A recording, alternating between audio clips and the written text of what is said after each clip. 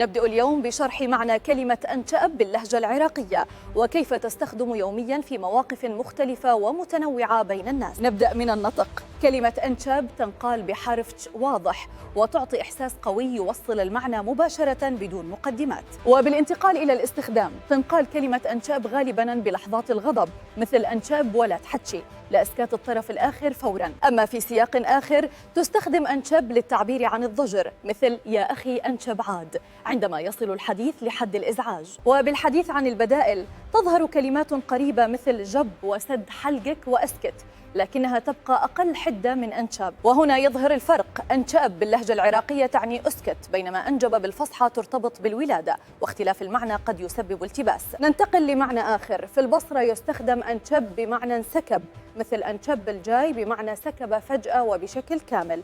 ومثال حي: واحد يكب الماء فجأة ويكول شبته. هنا يظهر المعنى العملي لكلمة أنشب بطريقة واضحة وممتعة. أما الاستخدام الأشهر، كلمة أنشب تنقال بأسلوب قاسي للسكوت مثل أنشب ولا تحكي لإسكات الآخر فوراً بطريقة مهينة. وحتى مع الأطفال عندما تقول أنشب يهدئ الطفل وينشب وينام لتخفيف التوتر بطريقة واضحة وسهلة. أما المعنى الثالث، كلمة انشب تستخدم للنوم مثل إذا ما راح تنشب باكر ماكو روحة للسينما. وأحياناً تستخدم الأم كلمة انشب مباشرة مثل انشبي الحين وننام، أو انشبوا كلكم للراحة والهدوء قبل النوم. وتجدر الإشارة.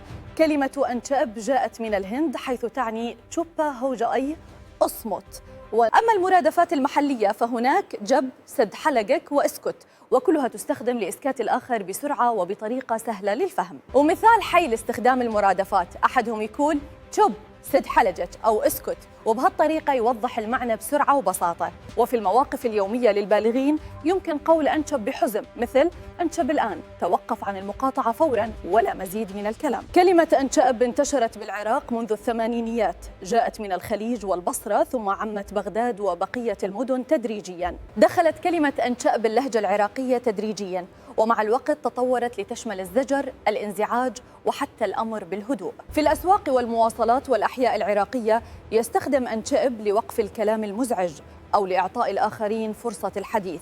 احترموا كلام الآخرين واستخدموا أنشأب بحكمة. تابعونا لتتعلموا المزيد عن التعبيرات العراقية اليومية.